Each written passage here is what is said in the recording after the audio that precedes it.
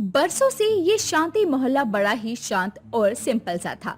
सुबह सुबह लोग दूध लेने बाहर निकलते, बच्चे स्कूल जाते और औरतें आंगन में सब्जियां काटते हुए गप्पे हाँकती।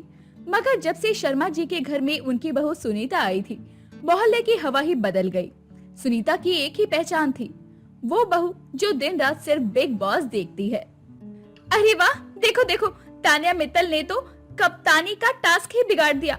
यही तो दिक्कत है इंडियन औरतों की, स्ट्रेटेजी बनानी ही नहीं आती, बस इसको फेंकनी आती है। सुनीता की जोर की आवाज सुनकर उसकी सास कमला देवी आंगन में झाड़ू लगाते हुए अंदर झांकती है और ये देखकर वो झुंझला जाती है। सुनीता, सुबह से अब तक काम किया कि नहीं?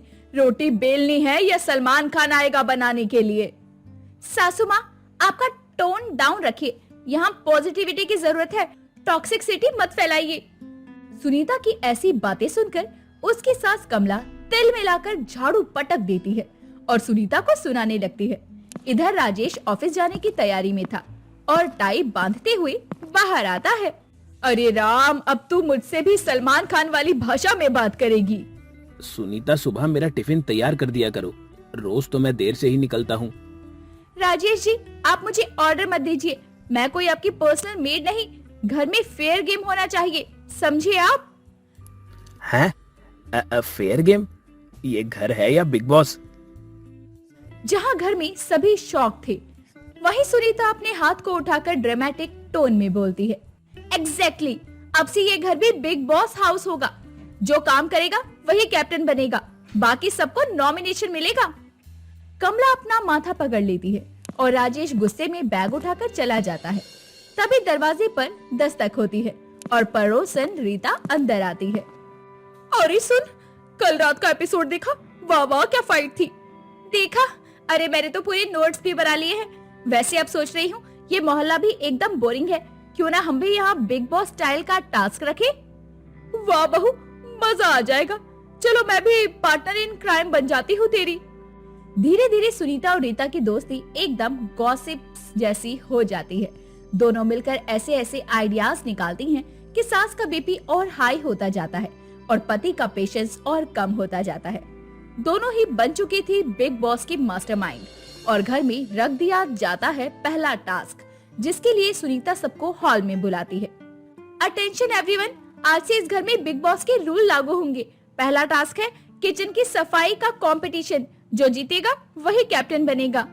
अरे बहू, तेरा दिमाग तो ठीक है, मैं क्यों टास्क खेलूं? किचन मेरा ही है। सासू माँ, ये तो वही बात हुई, मैं कैप्टन से टास्क नहीं खेलूंगी। देख लीजिए, नॉमिनेशन में चली जाएंगी आप, घर से निकाल दूंगी आपको। सबसे ज्यादा मजा अब रीता को आ रहा था।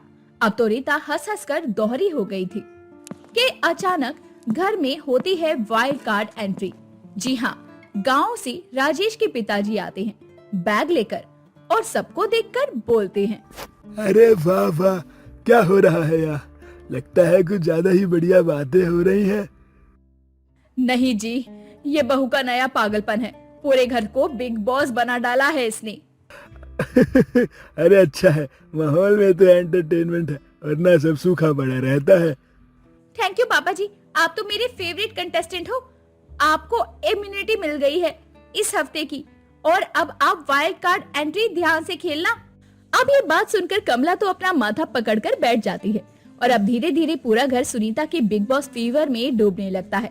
मोहल्ले वाले भी गॉसिप सुनने रोज आ जाते, लेकिन असली ड्रामा तो अभी बाकी था। जब सुबह सुबह की घंटी बजती है, सुनीता डाइनिंग टेबल पर बैठकर कागज और पेन लेकर नाम लिख रही थी। वहीं राजेश आता है। अरे सुनीता, ये क्या कर रही हो? रसोई में दूध उबलकर गिर गया और तुम यहाँ बैठकर पन्ने पर नाम लिख रही हो। नॉमिनेशन कर रही हूँ, इस हफ्ते जिसका कंट्रीब्यूशन 0 है वो बाहर होगा। क्या मतलब? ये घर है, कोई सेट नहीं है। राजेश जी, बिग बॉस का हाउस है ये, और नॉमिनेशन लिस्ट में सबसे ऊपर आपका नाम है। पूरा घर घंटे से जाग चुका था। रीता अब मौके पर पहुंचती है और ताली बजाती है, जिससे कमला शॉक में सुनीता को घूरती है और उससे कहती है, अरे लाज नहीं है बहू तुझे, अपने पति को नॉमिनेशन में डाल दिया। अरे सासू माँ, ये गेम है, इमोशंस के लिए जगह नहीं होती यहाँ पर। सुनीता घर वालों को हॉल में जमा करती है और कैप्टन कौन बनेगा इस टास्क को अनाउंस करती है। सारे लोग हॉल में खड़े थे घर वाले और पड़ोसी रीता उसकी बात सुनते हैं। बिग बॉस के घर में अगला टास्क है कौन सबसे जल्दी बर्तन मान सकता है। जो जीतेगा वही अगले हफ्ते कैप्टन होगा। अरे यार इनफ, मुझे ये बकवास नहीं करनी, मुझे ऑफिस जाना है।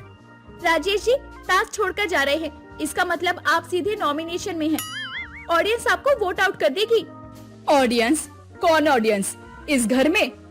मैं भी देख लेती हूँ कैसे ये नौटंकी चलती है। और वैसे ऑडियंस तो बन चुकी थी। वो तो पूरा शांति मोहल्ला धीरे धीरे बहू के नाटक को देखने के लिए आ रहा था और बहू का नाटक फेमस हो गया था। औरतें सब्जी लेने आती तो पहले पूछती आज बिग बॉस बहू का कौन सा टास्क चल रहा है। और अब घर में आ चुका है वीकेंड का वार। रविवार की शाम सुनीता ने पूरा हॉल सजाया हुआ था और खुद होस्ट बनकर आती है। वेलकम टू वीकेंड का वार। आज हम करेंगे घर वालों की क्लास। सबसे पहले बुलाते हैं नॉमिनेशन वाले राजेश जी को। राजेश सोफे पर सर पकड़कर बैठता है। राजेश जी, आप घर के काम में कुछ कंट्रीब्यूट नहीं करते, सिर्फ ऑफिस के नाम पर भाग जाते हैं। ये ऑडियंस को बिल्कुल पसंद नहीं आया। अरे ऑडियंस चिल्लाना बंद करो। ये मेरी माँ और तुम्हारी पार्टनर इन क्राइम पड़ोसन ऑडियंस नहीं है। रीता बीच में बोलती है। अरे राजेश भाई, गुस्सा थूक दीजिए, गेम है, एंजॉय कीजिए। हे भगवान, मेरी किस्मत में ही बिग बॉस वाली बहू लिखी थी आपने। तभी पड़ोस से 3-4 और औरतें घर में आती हैं और बातें करने लगती हैं। सुनीता बहू, सुना है आपने घर में एलिमिनेशन करना स्टार्ट कर दिया है। जी हाँ, वोट आउट का सिस्टम है। जो काम नहीं करेगा उसको घर से बाहर निकाल दिया जाएगा।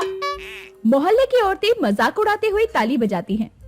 अरे तो फिर सासू माँ का क्या होगा, वो तो काम करती है, लेकिन आप नॉमिनेशन में डाल दोगी। कमला आग बबूला हो जाती है।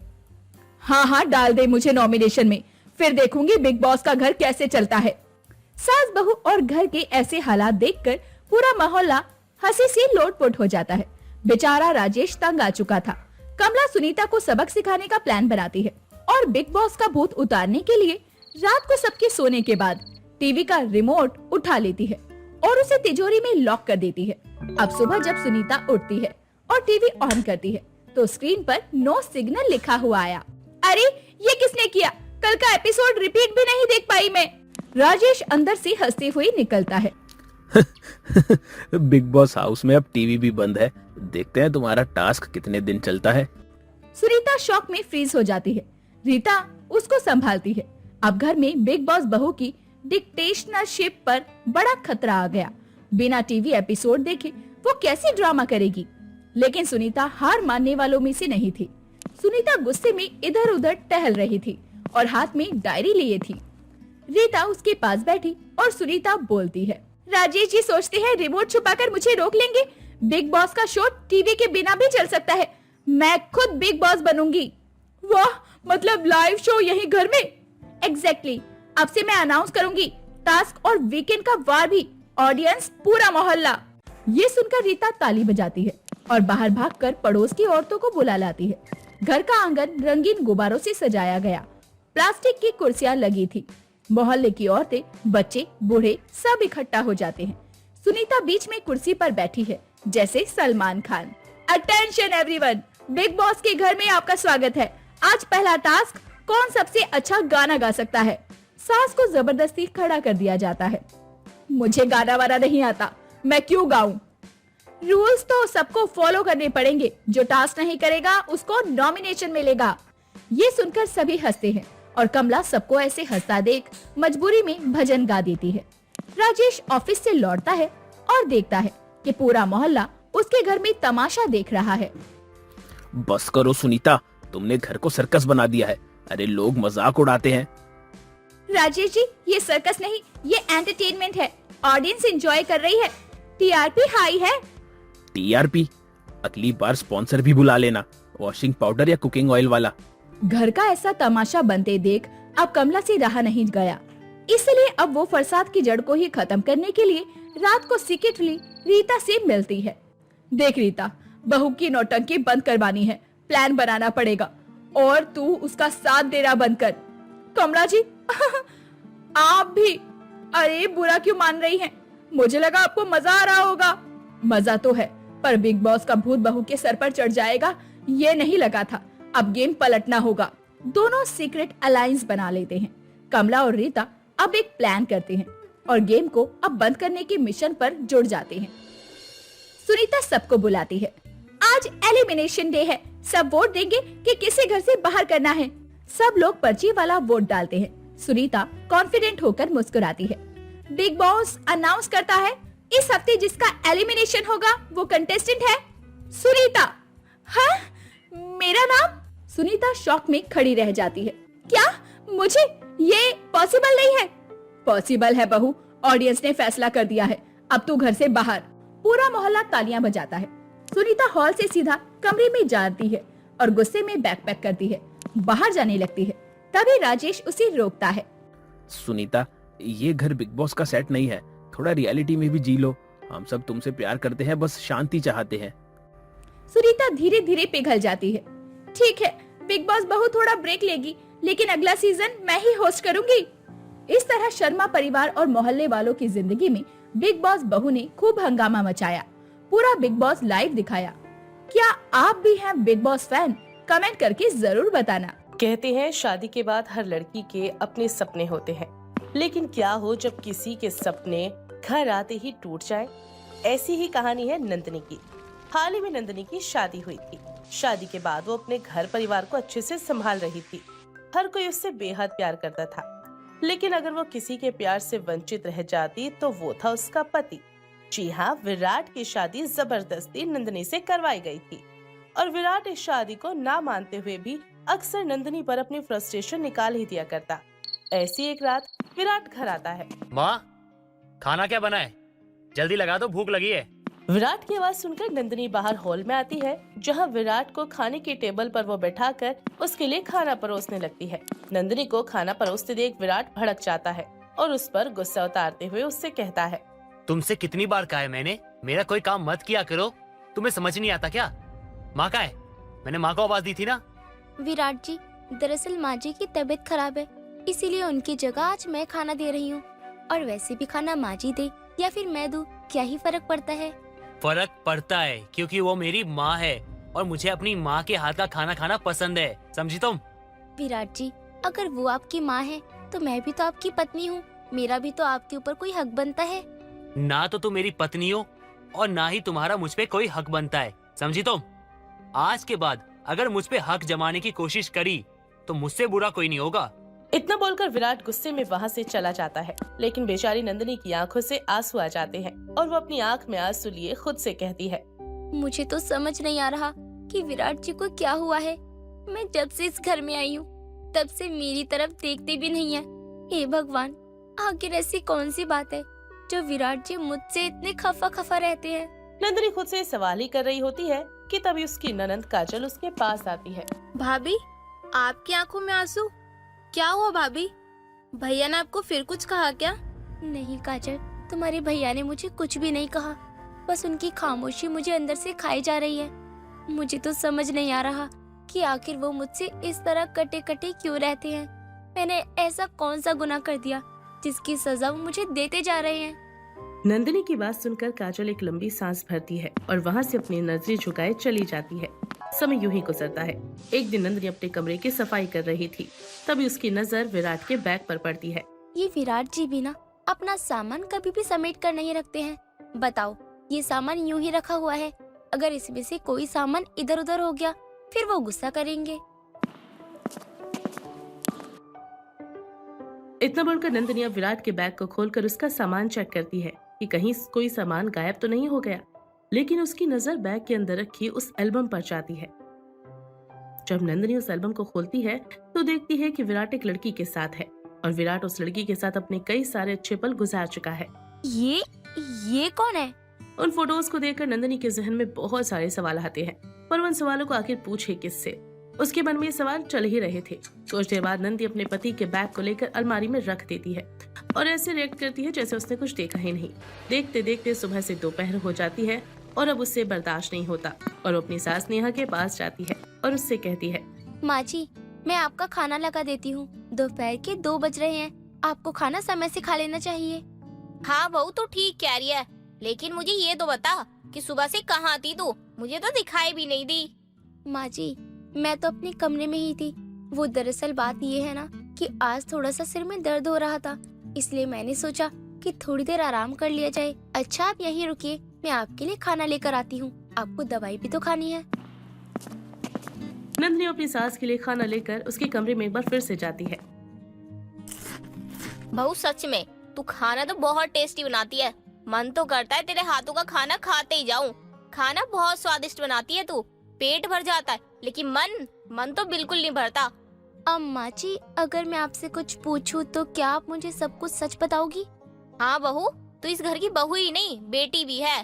तू बता क्या जानना है तुझे? माँ जी, आज सुबह जब मैं अपने कमरे की सफाई कर रही थी तब मुझे विराट का एक बैग नजर आया, और जब मैंने उस बैग को खोला तो उसमें एक एल्बम दिखाई दी। जब मैंने उस एल्बम को देखा ना तो उसमें एक लड़की थी जिसमें विराट के साथ उसकी तस्वीर थी, और उसमें लिखा हुआ था कि उनके पल उसके साथ बहुत हसीन गुजरे हैं। मैं जानना चाहती हूँ माँ जी कि वो लड़की कौन है। नंदिनी बात बोलती है, उतनी ही देर में नेहा को खांसी उठ जाती है। बहू पानी ला दे। माँ जी, आपने मेरे सवालों का जवाब नहीं दिया। मुझे जवाब चाहिए कि आखिर वो लड़की कौन है। कहीं उसके चलते ही विराट मुझे अपना बनाने से कतरा तो नहीं रहे। देख बहू, हर इंसान का कोई ना कोई अतीत होता है, तेरा भी कोई अतीत होगा। इसलिए मैं कह रही हूँ तू अतीत पे ध्यान ना देकर आज में जी ले। मैं जानती हूँ बहू, तू सब कुछ संभाल लेगी। इतना बोलकर नीलम खाने से ही उठ जाती है और नंदिनी अभी भी अपने सवालों का जवाब नहीं ले पाती।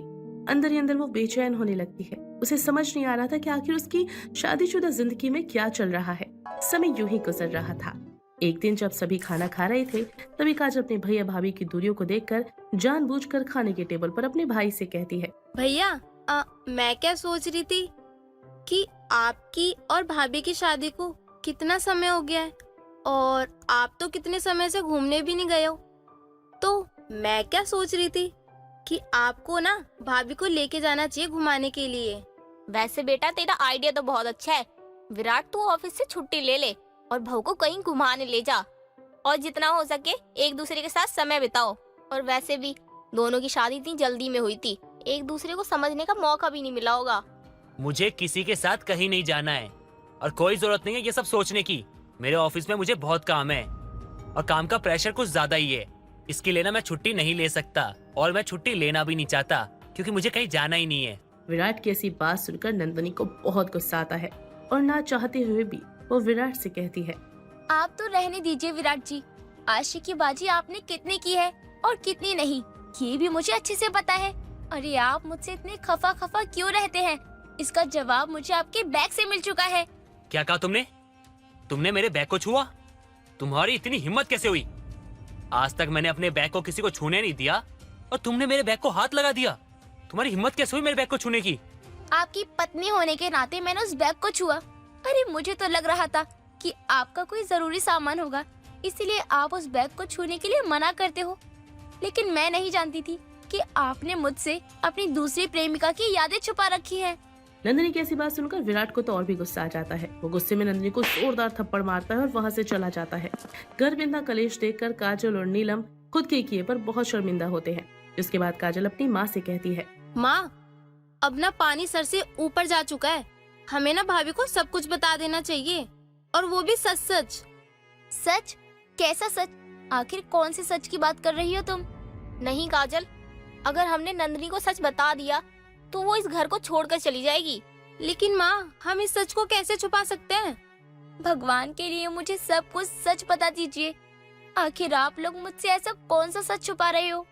नंदिनी की बातें सुनकर नीलम उसके आगे हाथ जोड़ लेती है। अपनी आंखों में आंसू लिए उससे कहती है, बहू मुझे माफ कर दे, मैंने जाने अनजाने में तेरी जिंदगी खराब कर दी। मैंने सोचा था तू मेरे घर में आएगी तो मेरे बेटे की जिंदगी संवर जाएगी। मैंने बहुत गलत किया। मेरा बेटा तो उसकी यादों से अभी तक बाहर नहीं आ पाया। मैं कुछ समझी नहीं, प्लीज मुझे साफ साफ बताइए कि क्या बात है। भाभी, मैं आपको सच सच बताती हूँ। आज से 1.5 साल पहले भैया ना एक लड़की से बहुत प्यार करते थे जिसका नाम था नेहा। विराट अपनी माँ नीलम और बहन काजल के साथ रहा करता था। विराट अच्छी सी कंपनी में मैनेजर के पोस्ट पर था और वो नेहा नाम की एक लड़की से बेहद प्यार करता था। विराट ने नेहा के बारे में अपने घर में बता रखा था, लेकिन नेहा नीलम को जरा भी पसंद नहीं थी क्योंकि नेहा के माँ बाप नहीं थे। उसके चाचा चाची ने ही उसे पाल पोस कर बड़ा किया था। ये सब जानते हुए भी विराट उससे बहुत प्यार करता था। नेहा और विराट की उम्र हो रही थी और एक दिन नेहा विराट के पास आती है। विराट, मेरे चाचा चाची ना मेरी शादी के लिए रिश्ता देख रहे हैं, तो देखो अब मैं ज्यादा समय तक रुक नहीं सकती। अब तो तुम्हें कुछ ना कुछ करना ही होगा। अरे नेहा, तुम चिंता क्यों करती हो? मैं हूं ना तुम्हारे साथ। हम मंदिर में जाके शादी कर लेंगे।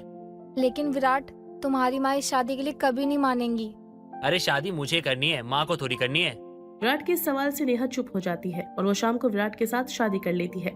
शादी के बाद विराट नेहा को अपने घर लाता है और नेहा को देखकर उस पर भड़कते हुए नीलम कहती है, विराट, क्या किया तूने ये? तूने अपने माँ बाप की इज्जत के बारे में एक बार भी नहीं सोचा और इस लड़की से शादी कर ली।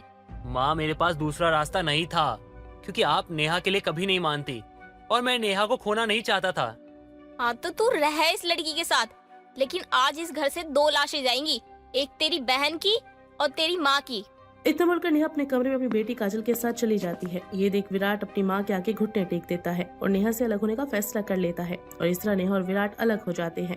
लेकिन विराट अभी भी नेहा का पूरा खर्चा उठा रहा था। इस बात से अनजान नीलम और काजल विराट के लिए लड़कियां देखने लगते हैं, जिसके बाद विराट की शादी नंदिनी से हो जाती है। पर जब हमें इस बात का पता चला कि भैया आज भी नेहा से प्यार करते हैं, तो हमें बहुत पछतावा होने लगा भाभी।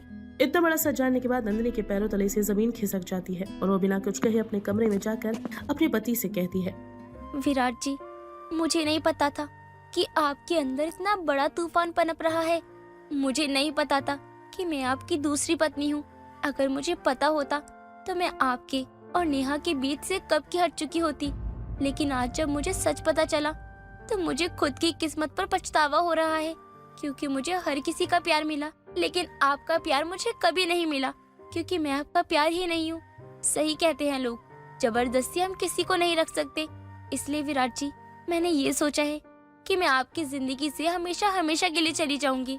नंदिनी की बात सुनकर विराट भी शौक हो जाता है। विराट कुछ बोलता इससे पहले ही वो उसे कसम दे देती। इस तरह विराट चुप हो जाता है और नंदिनी अपना सामान पैक करके वहाँ से घर छोड़कर चली जाती है। पार्वती नाम की एक औरत अपनी बहू और बेटे के साथ हंसी खुशी अपने घर में रहा करती। जितनी सुंदर पार्वती दिखती थी, उतने ही सुंदर उसके बाल थे। वैसे तो पार्वती बहुत ही समझदार सास थी, लेकिन जब भी उसकी बहू उसके काले और घने लंबे बालों का राज पूछती, वो हमेशा ही इस बात को टाल देती। लेकिन पार्वती की बहू भी कुछ कम नहीं थी। वो हमेशा अपनी सास को किसी न किसी बहाने से उसके बालों का राज निकलवाने की कोशिश करती ही रहती। एक दिन दोनों टीवी देखते हुए, माँ जी एक बात तो बताओ, ये टीवी में जो भी एक्टर्स होते हैं, ये लोग अपने बालों को और स्किन का इतना ध्यान रखते हैं। इन सब चीजों में बहुत सारा पैसा खर्च होता होगा ना? हाँ बहू, ये सारे एक्ट्रेस अपने ऊपर लाखों खर्च करते हैं, वो भी अपने आप को अच्छा दिखाने के लिए। तो फिर माँ जी आप अपने ऊपर बहुत सारा पैसा खर्च कर देती होंगी ना, क्योंकि आप भी तो बहुत सुंदर ही हो। अरे नहीं बहू, मैं कहाँ, मैं अपने ऊपर इतना खर्च क्यों ही करूँगी, मैं तो बूढ़ी हो चुकी हूँ। नहीं माँ जी, आप तो अभी भी जवान लगती हो, सच कह रही हूँ। बहू ज्यादा मक्खन मत लगा मुझे। जिस तरह से तू मेरी तारीफ कर रही है ना, ऐसा लगता है कि तूने मेरे लिए कोई रिश्ता देखा है। अरे नहीं माँ जी, मैं कहाँ ये सब करूँगी। सब जानती हूँ मैं, तू मुझसे क्या निकलवाना चाहती है, लेकिन ये राज तुझे कभी पता नहीं चलेगा। संजना इसके बाद किचन में चली जाती है और रात के खाने की तैयारियों में लग जाती है। शाम को जब नितिन घर आता है तो संजना नितिन से कहती है, तुम अपनी माँ को आखिर समझाते क्यों नहीं हो? क्या हो गया संजना? तुम्हारी माँ इतनी सुंदर दिखती है, उनके बाल कितने सुंदर है। क्या तुम नहीं चाहते कि तुम्हारी बीवी भी उन्हीं की तरह सुंदर दिखे? हाँ बिल्कुल चाहता हूँ तुम और सुंदर दिखो, लेकिन अभी तुम इतनी सुंदर हो, तुम्हें और सुंदर दिखने की क्या जरूरत पड़ गई? तुमसे तो बात करना ही बेकार है। ऐसी दिन पार्वती देवी नहाकर शीशे के सामने अपने बाल को संवार रही होती है। तभी वहाँ उसकी बहू आती है और अपनी सास से कहती है, माँ जी क्या बात है, जैसे जैसे आपकी उम्र बढ़ रही है, वैसे वैसे आपके बाल और काले घने होते जा रहे हैं। हाँ बहू, एक औरत की सुंदरता उसके बालों से ही नजर आती है। मगर माँ जी, आपके सुंदर बालों का राज क्या है, मुझे भी बताओ ना। ये कोई बच्चों का खेल नहीं है। अपनी सास के बालों की तरह तुझे भी अपने बाल उसके जैसे करने चाहिए। अरे तो बता दोगी तो क्या आपके बाल झड़ जाएंगे क्या? अगर बाल झाड़ोगे नहीं तो तुम्हें क्या लगता है तुम्हारे बाल लंबे और घने हो जाएंगे जो देखकर मुझे अच्छा लगेगा? ऐसा कुछ भी नहीं होता है। रहने दो, मत बताओ, मुझे भी नहीं जानना आपके बालों का राज। हाँ हाँ, वैसे भी तुझे बता ही कौन रहा है। पार्वती अपने काले घने लंबे बालों का राज किसी को नहीं बताती। ऐसे एक दिन उसके घर पर उसकी सहेली विमला आती है। विमला अपनी सहेली पार्वती से कहती है, अरे पार्वती, जरा बहू से कहकर चाय वगैरह तो मंगवा। आ गई करमजली मेरे घर चाय पीने, इसको तो कुछ शर्म वरम है ही नहीं।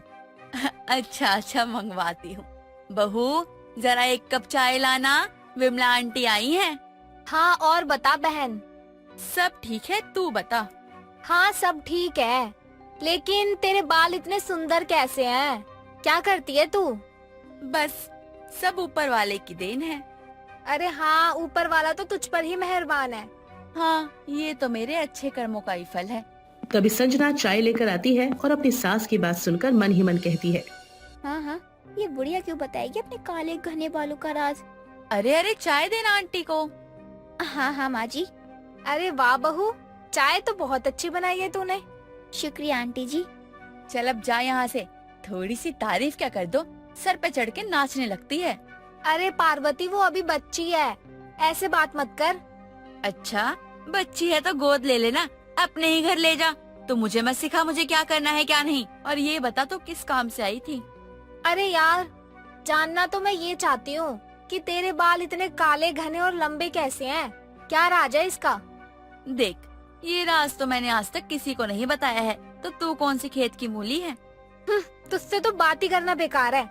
हाँ तो मत करना, किसने बोला है करने को? चल निकल यहाँ से। विमला अपना पैर झटकते हुए वहाँ से चली जाती है। ऐसे ही समय बीतता है। पार्वती अपने बालों की देखरेख बड़े अच्छे से किया करती। उसके बाल रेशम के धागों की तरह लहराते रहते। ये सब देखकर उसकी बहू को बड़ी जलन होती। वो अपनी सास जैसे बाल पाने के लिए तरह तरह के केमिकल लगाना शुरू कर देती है, जिससे उसके बाल भी अच्छे लगने लगते हैं। एक दिन पार्वती अपनी बहू से कहती है, क्या बात है बहू, अब तो तेरे बाल भी अच्छे लग रहे हैं, क्या बात है? अरे माँ जी, आपको क्या लगा आप मुझे नहीं बताओगे आपने बालों का राज? तो क्या मुझे कुछ पता नहीं चलेगा? हे भगवान, कहीं इसको पता तो नहीं चल गया कि मेरे बालों का आखिर राज क्या है? माँ जी, हो गई ना बोलती बंद आपकी। ठीक है, अगर तुझे सच में पता लग गया है मेरे काले बालों का राज, तो यही ठीक है। अब तो मेरे बाल भी आपके बालों की तरह हो जाएंगे। अच्छी बात है। ऐसे ही समय बीतता है। दोनों सास बहू के बीच घने बालों को लेकर बहस हुआ करती। ऐसे एक दिन पार्वती के सर में दर्द हो रहा था। वो सोफे पर बैठकर अपनी बहू को आवाज लगाती है और कहती है, अरे बहू, कोई गोली दे दे, मेरा सर तो दर्द से फटा जा रहा है। आई माँ जी। पार्वती सर दर्द की दवा और कटोरे में तेल लेकर आती है और सास को दवा देकर जैसे ही तेल उसके बालों में लगाती है, पार्वती झंझनाते हुए अपनी बहू से कहती है, अरे करमजली नास पिटी, तूने मुझसे बिना पूछे मेरे बालों को हाथ कैसे लगाया? किसने बोला था तुझे मेरे सर में तेल लगाने को? अरे इसमें इतना भड़कने वाली क्या बात है? मैं तो बस आपके सर की मालिश करने आई थी, क्योंकि आपके सर में दर्द हो रहा था। हाँ तो तुझे मैंने क्या बोला था कि मुझे सर दर्द की दवाई चाहिए, ना कि मेरे बालों की मालिश। माँ जी, इतना ज्यादा घमंड भी ठीक नहीं होता अपने बालों को लेकर। मेरे बाल है, मैं तो घमंड करूंगी ही। कोई बात नहीं, घमंड तो रावण का भी नहीं टिका। इतना बोलकर संजना कमरे में चली जाती है और अपने बालों को संवारने लग जाती है। अब वो अपने बालों को अपनी सास के बालों से बेहतर बनाना चाहती थी, जिसके चलते वो केमिकल प्रोडक्ट्स को ज्यादा यूज करने लगती है और धीरे धीरे उसके बालों की जड़ें कमजोर हो जाती हैं और बाल टूटने लगते हैं, जिसके कारण वो बहुत ज्यादा परेशान हो जाती है। ऐसे एक दिन वो कमरे के शीशे के सामने बैठकर कंघी कर रही थी और अपने टूटे हुए बालों को देखकर जोर जोर से रोने लगती है। उसके रोने की आवाज सुनकर उसकी सास उसके कमरे में आती है और कहती है, अरे क्या हुआ करमजली, गला क्यों फाड़ रही है? माँ जी, आपके जैसे बाल करने के चक्कर में मैंने बहुत सारा केमिकल वाला प्रोडक्ट यूज किया, जिससे मेरे बाल कुछ टाइम के लिए तो ठीक हो गए, मगर अब देखो कितने सारे बाल गिरने लग गए हैं। जैसे ही कंघा बालों में लगती है, सारे बाल एक बार में ही इतने ज्यादा निकल जाते हैं। तू पागल है क्या? किसने बोला था तुझे ये केमिकल लगाने को? माँ जी, आप जाइए यहाँ से, मुझे किसी से बात नहीं करनी। अब क्या बोलूं मैं? मुझे पता है आप अभी भी अपने बालों का राज नहीं बताओगी, आप जाइए यहाँ से। बहू, तुझे जैसा लगता है ना वैसा कुछ भी नहीं है, तू थोड़ा समझने की कोशिश कर। किसको क्या समझूं माँ जी? इतना बोलकर संजना बाथरूम में खुद को लॉक कर लेती है। ये देखकर पार्वती डर जाती है कि कहीं बहू कुछ कर कुराना ले। वो दरवाजे को खूब पीटती है, मगर संजना दरवाजा नहीं खोलती। तब उसकी सास उससे कहती है, अच्छा बहू, बाहर आ, बताती हूँ तुझे मेरी एक काले और घने बालों का राज। ये सुनते ही संजना बाहर आती है, जिसके बाद तुलसी बताती है, बहू, आज से बहुत पहले की बात है। पार्वती अपने बालों को अच्छा सिल्की करने के लिए कभी कुछ नहीं लगाया करती थी, जिसके कारण उसके बाल झड़ने लग गए थे। धीरे धीरे उसके बाल इतने खराब हो गए थे कि सर पर बाल के नाम पर सिर्फ कुछ ही बाल रह गए थे, जिस वजह से उसकी हर जगह हंसाई होने लगी थी। इसलिए अपने बेटे के साथ नए शहर में शिफ्ट हो गई थी और लोगों की बातों और खुद को मजाक का पात्र बनाने के बचने के लिए उसने अपने बालों पर काले बालों की विग लगानी शुरू कर दी थी। वो अपने बालों को ना तो किसी को छूने देती थी और ना ही किसी को इस बात का पता लगाने देती थी कि उसके सर पर नकली बाल हैं। ये है बहू मेरे काले और घने बालों का राज, जो कि नकली है। माँ जी, मगर आपकी देखा दाखी मैंने भी अपने बालों का नुकसान तो करवा लिया ना। मगर बहू मेरा तो समय जा चुका है, पर तेरी तो पूरी जिंदगी पड़ी है। कल तू मेरे साथ डॉक्टर के पास चलियो। अगले ही दिन दोनों सास बहू डॉक्टर के पास जाते हैं, जहाँ डॉक्टर संजना के बालों का कुछ टेस्ट करते हैं और दवाइयाँ और शैम्पू लिखकर दे देते हैं और खान पान का भी ध्यान रखने को कहते हैं। ऐसे ही समय बीतता है। संजना डॉक्टर के कहे अनुसार सब कुछ करती है और उसका हेयर फॉल रुक जाता है और उसके बाल चमकदार, घने और लंबे हो जाते हैं। ऐसे ही समय बीतता है और संजना प्रेग्नेंट हो जाती है, जिसके बाद उसकी सास कहती है, देख बहू, तेरे बाल अब पहले की तरह ठीक होने लगे हैं। अब तू ऐसी किसी भी प्रोडक्ट का यूज मत करियो जिससे तेरे बाल खराब हो, क्योंकि अब घर में एक नया मेहमान भी आने वाला है। जी माँ जी, मैं अब से अपना और अपने परिवार का कुछ ज्यादा ही ध्यान रखूंगी। बहू अपने डॉक्टर और मेरी और अपने पति की सलाह जरूर मानना। जी माँ जी। माँ, अब सब कुछ आपको ही देखना है। जैसे आपने संजना को उसके बुरे वक्त में मदद की, जिससे उसके बाल वापस आ गए, अब वैसे ही आपको उसकी इस हालत में भी देखरेख करनी होगी। बेटा तू चिंता मत कर, मैं तेरी बीवी और तेरे बच्चों दोनों पे ध्यान रखूंगी और दोनों को ही सलामत रखूंगी। अपनी सास की बात सुनकर संजना बिल्कुल वैसे ही करती है जैसा उसकी सास कहती है और कुछ दिन बाद उनके घर में एक नन्हा सा मेहमान आ जाता है और संजना, उसके सास और उसका परिवार खुश